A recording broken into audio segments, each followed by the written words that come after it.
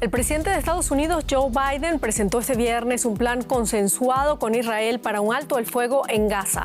El grupo islamista palestino Hamas dijo este viernes también que ve positivamente la propuesta de tregua anunciada. Con esto comenzamos. Los saluda Silvia Cabrera desde Berlín. Titulares.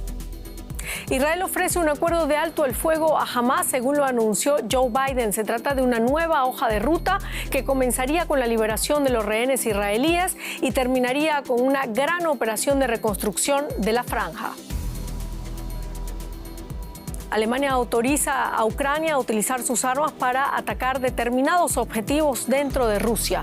El anuncio se conoce tras la cumbre que la OTAN ha celebrado en Praga. Moscú advierte que la medida podría desembocar en una guerra total. Donald Trump promete apelar su histórico veredicto de culpabilidad en el caso de Stormy Daniels. El expresidente y líder republicano aseguró este viernes que el proceso es injusto, amañado y que se trata de una persecución. Dice que seguirá con su campaña electoral.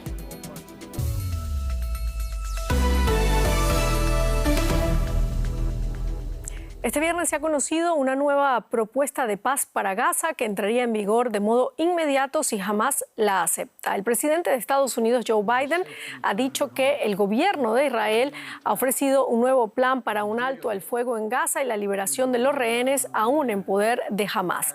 La inesperada propuesta consta de 3 fases. La primera, que duraría 6 meses, empezaría con un alto al fuego y la retirada de las fuerzas israelíes de Gaza. La segunda fase consistiría en el intercambio de rehenes y prisioneros y la tercera, un plan para la reconstrucción de Gaza. Hamas dijo este viernes que ve positivamente la propuesta de tregua anunciada por el presidente estadounidense Joe Biden, quien en su intervención llamó a la milicia fundamentalista palestina a aceptar el plan de paz. Tras unas intensas negociaciones diplomáticas llevadas a cabo por mi equipo y varias conversaciones con los líderes de Israel, Qatar, Egipto y otros países de Oriente Medio, Israel ha hecho una nueva propuesta para un alto al fuego. Es una hoja de ruta para un alto al fuego duradero y la liberación de todos los rehenes. Esta propuesta ha sido transmitida por Qatar a Hamas. Y desde la Casa Blanca, Joe Biden llamó a todos los israelíes a respaldar la propuesta, pero ¿qué más contempla el plan israelí que Biden ha dado a conocer este viernes? Se lo preguntamos antes de esta emisión al periodista José Díaz Briceño en Washington. Escuchemos. Un importante anuncio del presidente Biden que llega luego de semanas de reportes en el estancamiento de las conversaciones entre las partes para dar pase a un potencial cese al fuego. La propuesta de Biden también incluye en la primera fase el traslado masivo de ayuda humanitaria a Gaza con 600 camiones entrando diariamente, de acuerdo con el presidente Biden, así como también el potencial regreso de los habitantes de Gaza, particularmente en el norte de la zona. Hay que decir que la segunda fase, sin embargo, depende de negociaciones que el propio Biden aseguró serían muy difíciles que ocurrieran de presentarse ya una primera fase en concreto.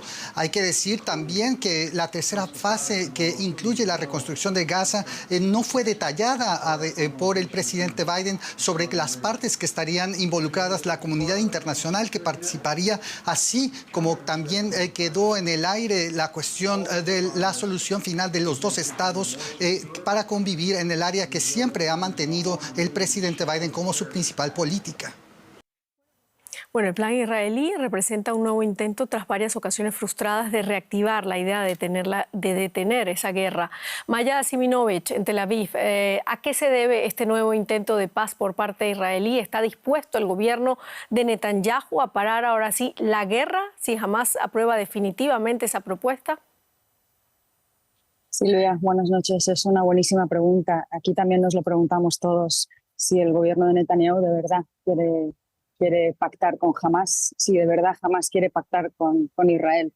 La propuesta esta probablemente se deba a la presión estadounidense, se supone. No ha habido pronunciamientos oficiales del gobierno israelí, salvo un escueto comunicado de la oficina de Netanyahu, pocos minutos después de que Biden anunciara el plan. diciendo que el Estado israelí, que el gobierno de Netanyahu pretende hacer todo lo que está en su mano para traer de vuelta a los rehenes, pero al mismo tiempo decía que ha dado manga ancha a los negociadores en esta ocasión para que hagan todo lo posible para que este objetivo se cumpla sin que se termine la guerra, sin parar de luchar hasta que no se cumplan todos los objetivos de Israel, que también está entre ellos el de desarmar a Hamás. Por lo tanto, está diciendo una cosa y también la otra. Claro, Maya, la hoja de ruta contempla 3 fases. ¿Qué sigue después del anuncio de Biden? Bueno, como es tan prematuro y como ha pasado ahora en estas horas, cuando ya ha entrado el Shabbat aquí, el viernes la gente descansa y el sábado también, no sabemos si se van a pronunciar hasta el domingo o antes. Lo que tendría que pasar ahora es que Hamás efectivamente, oficialmente aceptase el plan. No es oficial, lo que ha hecho es haber soltado un comunicado esta noche. Y también los americanos han dicho que acaban de recibir el muy detallado plan israelí y que tienen que estudiarlo, con lo cual es una respuesta preliminar. Y que lo que hace falta es que Hamás lo mantenga y que el gobierno israelí también lo mantenga. Claro, bueno, Joe Biden dijo este viernes también que no todos en Israel apoyan esa propuesta, pero instó a quienes la critican a respaldarla a pesar de todo. ¿Qué reacciones ha levantado este plan allá en Israel? Pues Joe Biden efectivamente se está dirigiendo al gobierno israelí, que está dividido precisamente en esta materia. Hay quien no quiere que se acabe la guerra y lo dicen de manera muy clara y muy abierta. Se acusa a Netanyahu de formar parte de ese grupo que no quiere que se acabe la guerra por sus motivos políticos y personales.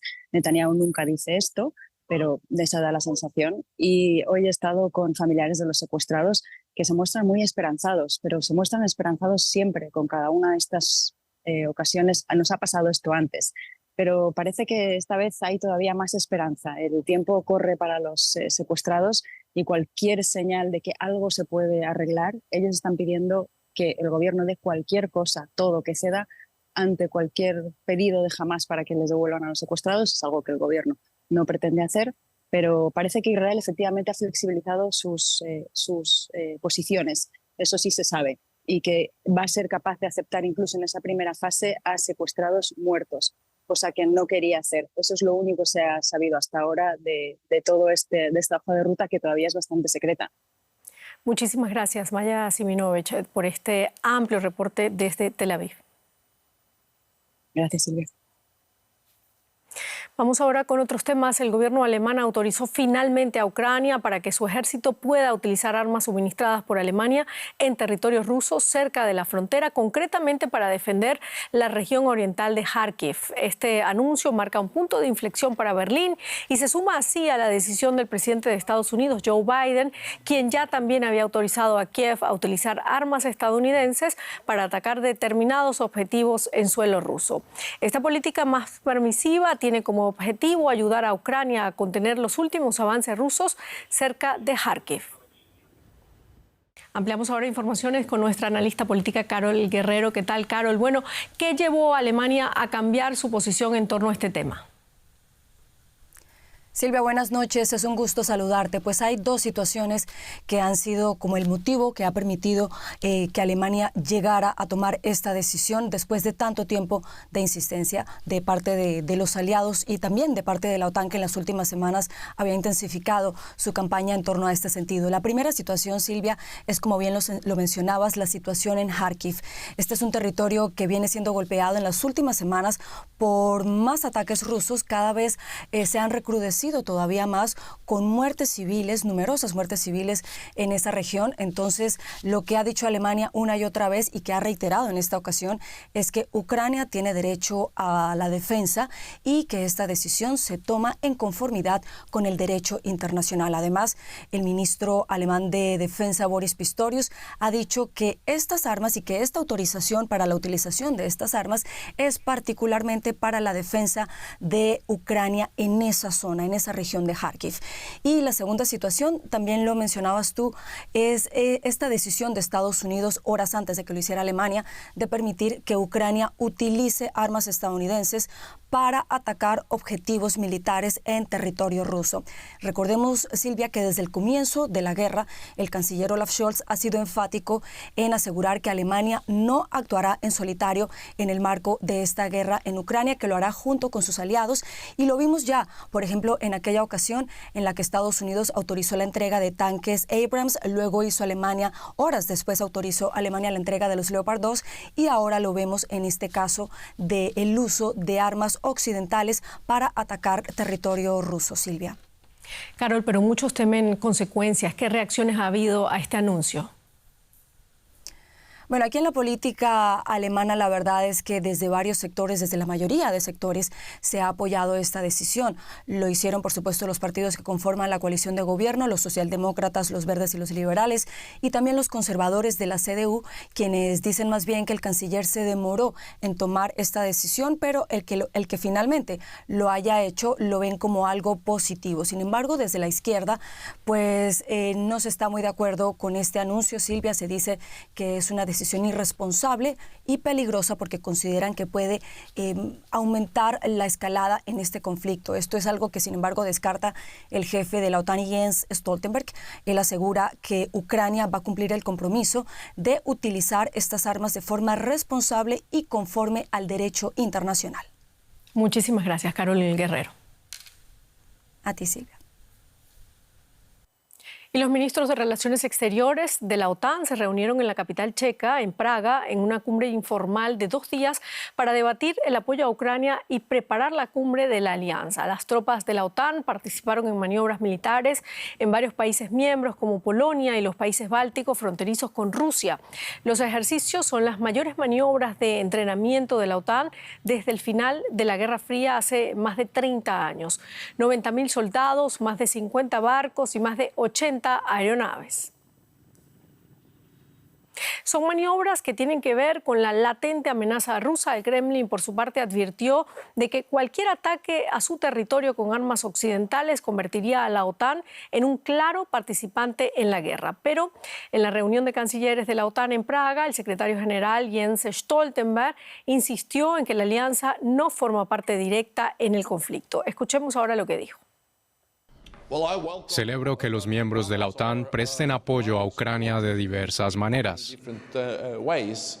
Pero Ucrania tiene derecho a la autodefensa y nosotros tenemos derecho a ayudar a Ucrania en ello. Esto no implica que los aliados de la OTAN se involucren en el conflicto. Fue así en febrero de 2022, fue así el año pasado y así sigue. Vamos a la economía ahora. Rosa Casal, cuéntanos. Con la mirada puesta en América Latina, Silvia.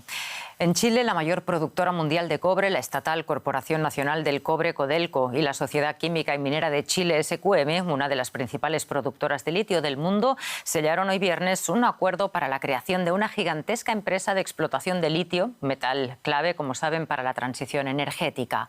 El gerente general de SQM, Ricardo Ramos, aquí a la izquierda, y el presidente de Codelco, Máximo Pacheco, firmaron el acuerdo de asociación con mayoría estatal para explotar litio hasta 2060 en el norteño Salar de Atacama, en donde se concentra el 90% de las reservas chilenas. El pacto establece que la asociación público-privada será controlada primero por SQM y a partir de 2031 por Codelco. El legado económico del presidente Andrés Manuel López Obrador estará en mente de los mexicanos cuando acudan a las urnas este domingo. La amplia cobertura de los programas sociales y el aumento del ingreso laboral en un 16% generó cierto bienestar, mermado, eso sí, por la inflación.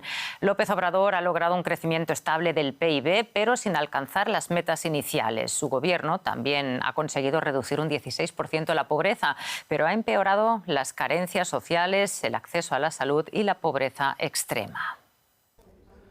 López Obrador dispuso de 6 años. Cuando llegó al poder en diciembre de 2018 como primer presidente de izquierda en México en años, prometió cambiar el país. Quería reducir la pobreza y la desigualdad, fortalecer la economía mexicana y frenar la violencia y la corrupción. Pero no pudo cumplir todas sus promesas. La delincuencia y el crimen organizado siguen siendo los mayores problemas del país, dejando varias víctimas también en plena campaña electoral. Sin embargo, muchos mexicanos sienten los cambios. El salario mínimo subió un 110% y los gastos en programas sociales y pensiones casi se han cuadruplicado durante el mandato de López Obrador. Además, un 5% de mexicanos han salido de la pobreza. Pero para financiar los programas sociales hubo que recortar gastos drásticamente en otros ámbitos como en salud y en educación. pero a grandes rasgos la economía mexicana goza de fuerza. En 2013 se situó en el puesto 12 entre las mayores economías del planeta, adelante incluso de países como Australia, Corea del Sur y España. La tasa de desempleo alcanzó un mínimo histórico de 3%. Además, el Fondo Monetario Internacional pronostica para México un crecimiento de la economía de un 2,4% para el año en curso. El país también aprovecha su cercanía a Estados Unidos. Ante los problemas en las cadenas globales de suministro, muchas empresas trasladan su producción aquí a la frontera del mayor mercado de consumo mundial. Y se está consolidando como centro de producción automovilística. También BMW amplía su planta aquí, donde en unos años saldrán rodando automóviles eléctricos. El gigante automovilístico alemán ha invertido unos 800 millones de euros, creando además 1.000 puestos de trabajo nuevos. Es algo que también sabrá valorar la nueva presidenta mexicana. Comentamos el legado económico de AMLO con Juan Carlos Moreno Brit, profesor de Economía de la UNAM en México. Gracias por acompañarnos de nuevo, Juan Carlos. Hablemos de las luces. Gracias, Rosa. Hablemos de las luces y sombras del último sexenio. En primer lugar, ¿qué ha hecho bien desde tu punto de vista el presidente López Obrador? Como decían tus colegas, Rosa, el abatir la pobreza moderada, la bajaron como en 4 o 5 puntos, es espectacular. Lo hicieron principalmente por una reforma laboral muy profunda. La OIT nos consideraba una nación casi medieval en términos laborales y hemos mejorado, y digo hemos como país, el código laboral. Se combatió muchísimo los abusos con el outsourcing, los sindicatos tienen una vida mucho más libre, el seguro social al trabajo doméstico, etcétera. Lo más fuerte fue el alza en el salario mínimo, que impactó en el salario medio y logró bajar la pobreza moderada. La lucha contra la corrupción sigue siendo más un discurso que un curso, entonces en ese sentido eso no está bien. Tenemos también un avance en las luces, son las inversiones en el sur. Hubo inversiones muy emblemáticas del gobierno de López Obrador en el Tren Maya, la refinería y el corredor transísmico. Esos son logros innegables. Una final también que quisiera yo subrayar a tu público es que se creó una retórica contra la ostentación. Esas serían unas luces que vale la pena que se mantengan en el siguiente gobierno. Pasaremos a las sombras si hay tiempo con tu auditorio. Claro, claro que sí. De momento eso suena muy bien, Juan Carlos. ¿Cuáles son los crisis entonces en el aspecto económico de este mandato del primer presidente de izquierda de la historia reciente de México? Mira, los grises son que la política que siguió él es muy parecida a la política del régimen anterior. Nuestra economía está estancada. ¿Cómo se logró redistribuir el ingreso con una economía estancada en 6 años? Ya sé que el COVID pegó, pero somos de la economía que menos rápido se ha recuperado. Nuestro PIB per cápita, el indicador más burdo del nivel de bienestar de una economía, está al nivel del 2018. O sea, no hubo un avance de 1%, cero. Entonces es una economía estancada con una inversión muy baja. La inversión pública, salvo en estos proyectos que mencionábamos hace poco, está muy baja como proporción del PIB. Creció los últimos 6 meses con esta idea del nearshoring, que lo cual ojalá pueda yo tocar.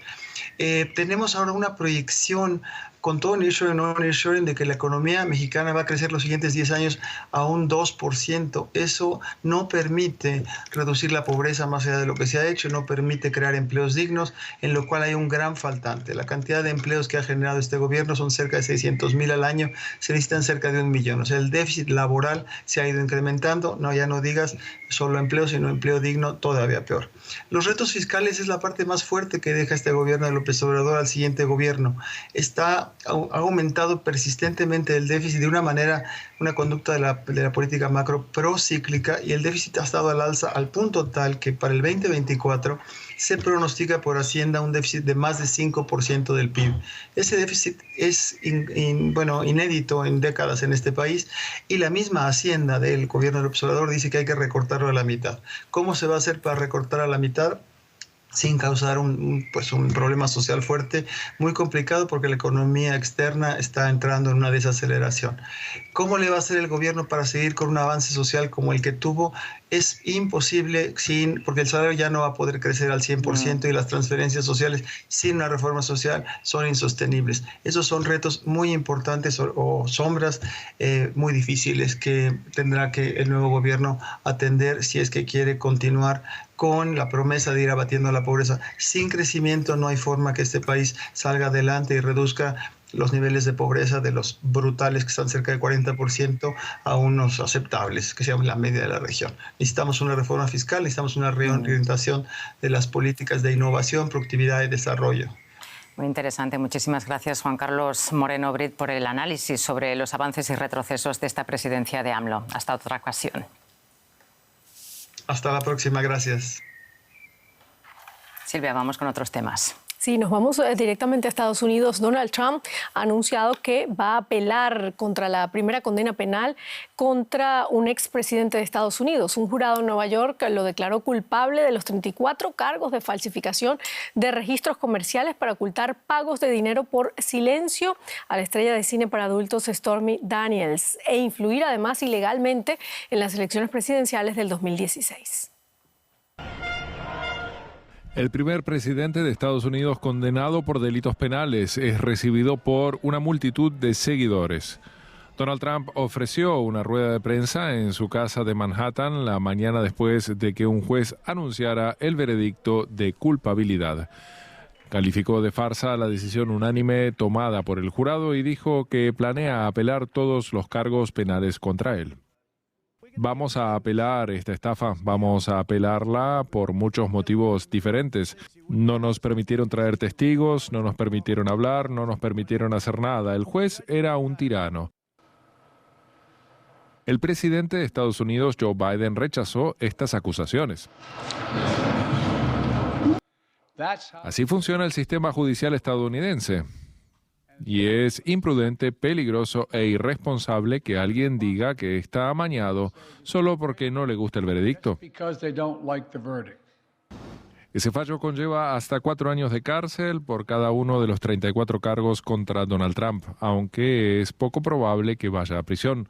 Los votantes están divididos en su postura ante el juicio del expresidente y su candidatura a la Casa Blanca en 2024. Me alegró que lo encontraran culpable. No creo que sea culpable en absoluto. Soy muy pro-Trump. Trump 2024. Espero que la gente no lo vote al ser declarado culpable. Ahora lo confirmó un tribunal. Aún no sabemos, va a apelar, por lo que tendremos que esperar y ver. Incluso si la apelación fracasa, todavía puede presentarse a las elecciones de noviembre de 2024. Pero lo que sucederá primero es una audiencia el 11 de julio, donde Donald Trump conocerá la pena por sus delitos. Bueno, están calientes esas elecciones en Estados Unidos. Hablamos de otros comicios porque la próxima semana comienzan las elecciones al Parlamento Europeo y sondeos apuntan grandes avances de la extrema derecha. Francia es uno de los países en los que la extrema derecha se impone. Allí el partido Agrupación Nacional de Marine Le Pen podría obtener alrededor del 30% de los votos, pero un grupo de jóvenes franceses socialistas está decidido a cambiar las cosas y no solo de cara a las próximas elecciones europeas. Bonjour. Pour le 9 juin, les élections européennes. Antoine Chavant, de 17 años, quiere convencer a los votantes de que los socialistas, actualmente en tercer lugar, son la mejor opción para las próximas elecciones europeas, pero muchos podrían decantarse por otro partido. Buenos días. Las elecciones europeas se celebrarán el 9 de junio. Muchos aquí han votado a la ultraderechista Agrupación Nacional. ¿Cómo se lo explica? Tal vez deberíamos intentarlo. Mucha gente aquí votará a la Agrupación Nacional como yo, a no ser que sean hipócritas. No tenemos elección, no. La Agrupación Nacional ha cambiado. No quiero repetir los errores del pasado. ¿Qué errores del pasado? Su favorito, Bardella, no le ha hecho daño a nadie. La ultraderecha sí. No es normal que como ex constructor solo reciba 39 euros de ayuda al día. La extrema derecha suprimirá las prestaciones sociales. No es cierto, solo quieren suprimirlas para los extranjeros. Antoine cree que puede conseguir que votantes como estos cambien de opinión. No se enteran de que la Agrupación Nacional es el mismo partido con las mismas ideas. Da miedo. La ultraderecha propone soluciones aparentes que no resuelven problemas. Nosotros aportamos soluciones reales a los problemas de la gente. Pero con la extrema derecha a la cabeza de las encuestas para las parlamentarias europeas en Francia, Antoine no lo tendrá nada fácil, sobre todo en una zona como esta. Desde principios de los 2000, Agrupación Nacional ha ganado terreno en las zonas rurales. Hace 2 años, en la segunda vuelta de las últimas presidenciales francesas, la candidata de extrema derecha, Marine Le Pen, obtuvo el primer puesto en el 40% de los distritos del departamento de la Creuse. Y eso pese a que su partido no tiene raíces profundas aquí. Ninguno de los alcaldes de la Creuse es de la Agrupación Nacional. La Agrupación Nacional intenta atraer a los votantes descontentos que dicen que los partidos mayoritarios han recortado los servicios públicos y no han proporcionado suficientes empleos a los campesinos. Saben que nos preocupamos por ellos. Queremos aumentar su poder adquisitivo, que vuelvan a sentirse seguros, dignos y orgullosos. Estamos presentes en todo el país, incluso en las zonas más remotas. Pero para Antoine, la ventaja de la Agrupación Nacional es una razón más para darlo todo en la campaña, aunque sea una lucha cuesta arriba. Buenos días, señor. Estoy aquí por las elecciones europeas. ¿No quiere votar? Estamos aquí sobre el terreno. No he visto a miembros de la Agrupación Nacional de campaña aquí en la Creuse. Esperamos superar al segundo clasificado, el Partido Renacimiento, para ser la principal oposición a la Agrupación Nacional, especialmente de cara a las próximas presidenciales de 2027, cuando el presidente Macron no pueda volver a presentarse. Aunque los socialistas le pisan los talones al partido de Macron, queda por delante una tarea colosal. Se prevé que la Agrupación Nacional obtenga el doble de votos que ellos. Bueno, nos vamos ahora a la Polinesia Francesa, al Mundial de Surf en la isla de Tahití, donde el campeón brasileño de surf, Ítalo Ferreira, logró el título pro en esa actividad deportiva.